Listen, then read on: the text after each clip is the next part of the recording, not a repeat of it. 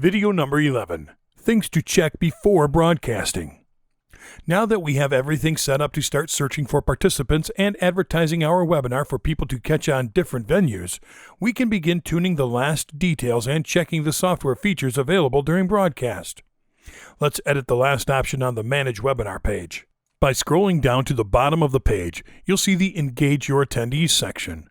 This is a useful and simple to use optional feature, so let's check it out. Handouts. Handouts are support material that you can provide your participants with to use before or during the session.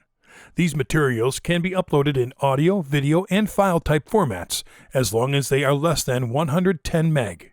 You just have to drag and drop a file from your computer to the drag and drop a file box here, or click over it and choose the files from a specific location within your folders. You can add up to 5 handouts. After uploading, it will appear as a panel with the file's name and information. You can preview it here and check if it downloads correctly. You can also delete it by clicking on the trash bin image.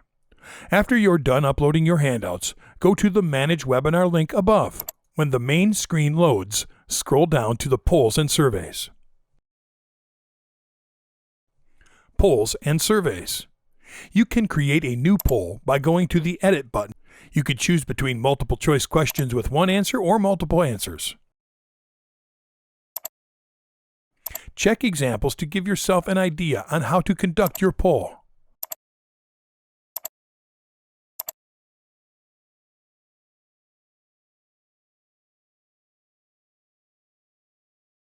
After setting up the questions and answers for your polls, save them. Go back to the Manage Webinar page.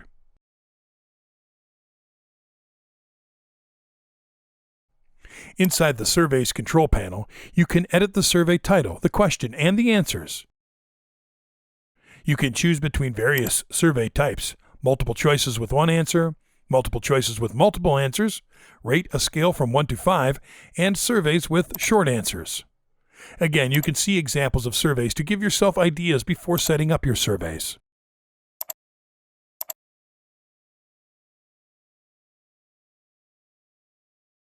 After you save your surveys, you can add another one. You can configure your surveys to launch after the webinar is over or to be sent along with the follow-up email for attendees and absentees.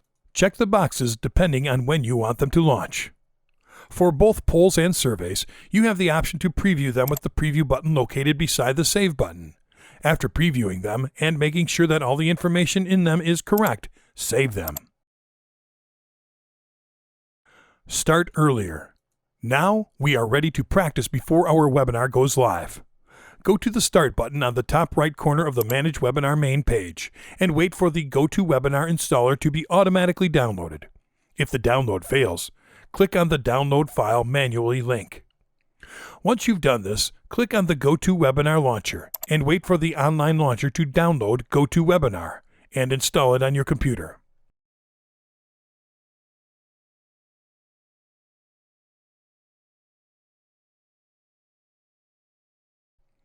The GoToWebinar panel.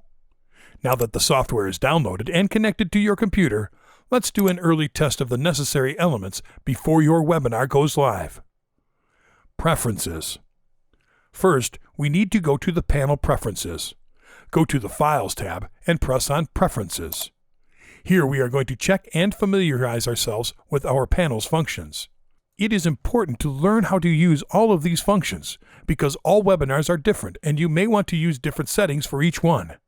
Let's go and check the functions in the control panel dashboard. Audio. One of the first things that you will want to check is the audio options. That is because it is better to make sure our audio devices are working and that our participants' audio reception is going to work. In the audio settings on the Preferences, check that your microphone is set up.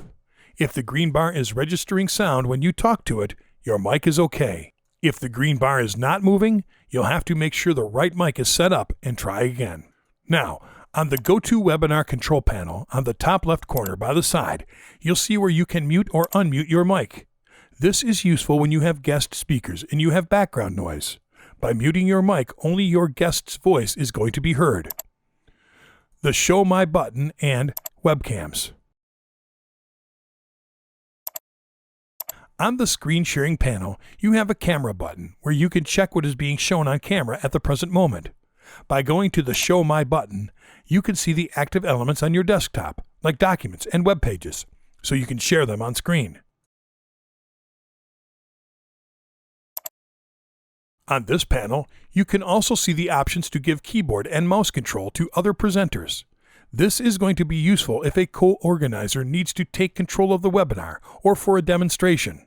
Also, you can start recording the session here. On the webcam panel, use Share My Webcam to choose what webcam to share on screen.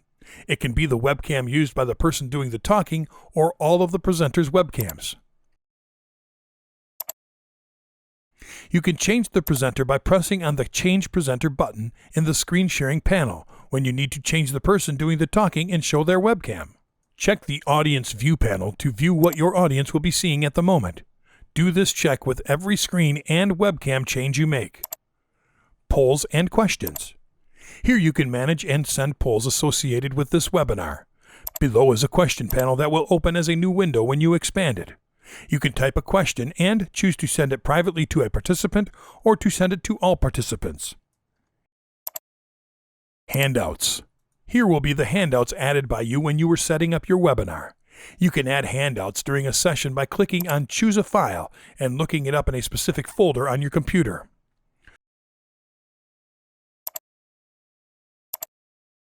Chat. Here you can type a message to show attendees when they arrive and write messages to all the participants or to staff members. If you need to chat with someone in particular, just go to the list box located on the chat panel and choose Staff Member. Last considerations. Remember that you can invite panelists and co-organizers to join this session earlier with you, so you can rehearse and do tests before the broadcast starts. It is recommended that they join you 30 minutes or so before the time the webinar starts. You can invite them by going to the Attendees list and on the Staff tab, click on Invite and send them the invitation. As we mentioned before, this is a step-by-step list of the essential functions that you need to know to start running your webinars. However, you have to remember to familiarize yourself with all the other options offered by this powerful platform.